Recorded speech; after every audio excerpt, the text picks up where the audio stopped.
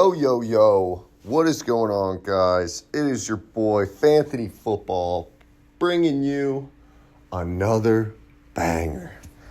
Okay, this video is going to be a good one. This one's going over the entire season of fantasy football for me this year. Going over, my leagues. I was in 3 leagues. How I did. I won 2 championships this year. Very proud of that. Not everyone's a fantasy football champion. I'm glad that we brought Chip back home to us, and we won 2 this year.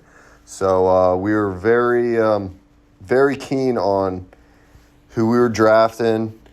We hit all the boxes this year, and it just came together perfectly this year. So I want to go over some of my league matchups. Some players that I thought did good, some that I didn't thought weren't that good, and some underrated players. But starting off, so this league right here is my college friends league. It's a sleeper league. This one's interesting because it has 2 flex spots. But this league, I honestly thought from the beginning I was going to win. Just because, honestly, my wide receiver core was really good. I thought, really everyone was good on this league this year. But I have some questions here that I wrote down that I'm going to answer. Let's start off with these questions. So question 1 is, the player that saved my season was...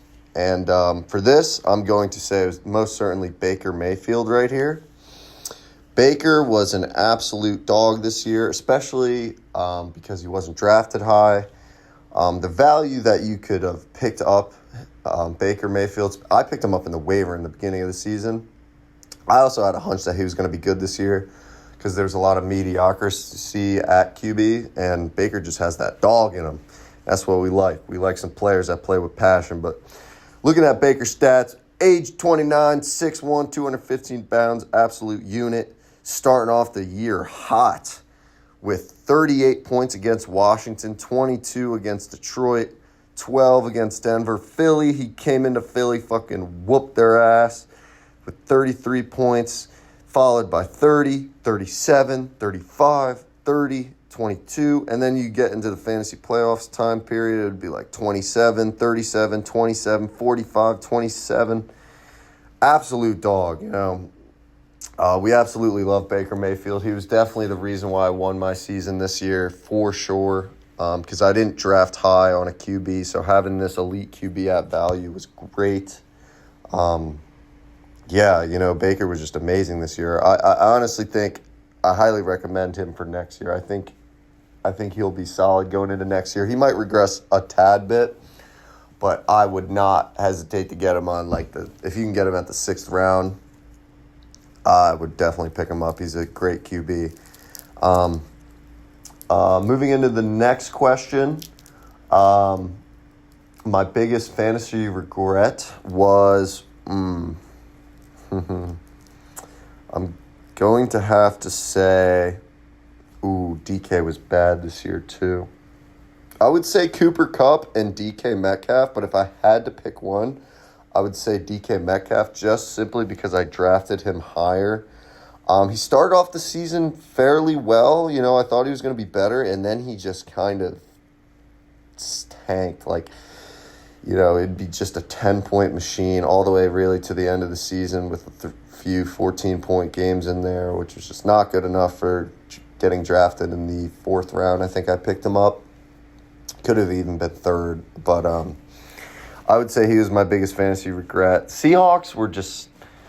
my strategy coming into drafts is to draft players that are on good teams. That is my probably my biggest piece of advice, because you don't want your players not doing good because they're just on a bad team. But honestly, this year, JSN, Jackson Smith and Jigma, just took over the Seahawks wide receiver core. DK kind of got left behind. So, he would probably be my biggest regret. And going to the third question, I have Most underrated player. So we'll actually switch over to the other league that I won a chip in. Go right over here. And can I look at my matchups? Yeah.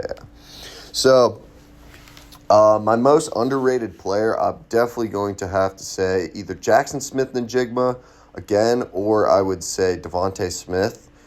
Devontae Smith, Devontae Smith fits that flex spot role, but I feel like he's such a good flex spot role that having him is kind of just a security blanket on your team for that week, because he's really not going to get below like 10 points really ever, and he has the ceiling to get like 28. So having him at flex was really good for me this year.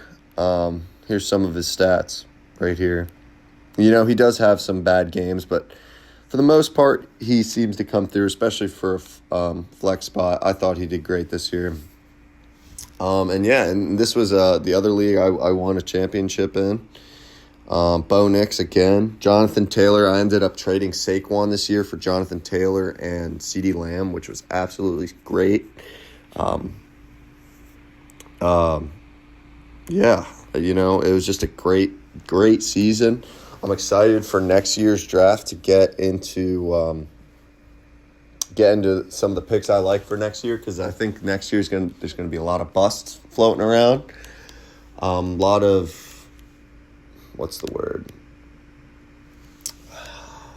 There's not a lot of like knowing who's going to do good next year. I really don't know. I'm leaning more towards going for some of these younger players to pop off, like Jahmyr Gibbs and Bijan. Like, I love Bijan for next year. I think he's going to be great, especially if the Falcons kind of put together their offense a little bit more with Michael Penix. Great year. I'm going to put up some pictures of some guys I thought did good in their stats for this year. And I'm glad you guys watched. Go ahead and make sure you like and subscribe. We're on our way to 10 billion subscribers soon. We're about to hit that. Tell your mom, tell your dad, tell them to go over to Fantasy Football's YouTube channel, drop a like and a comment and subscribe. So, all right, boys, I'll see you later.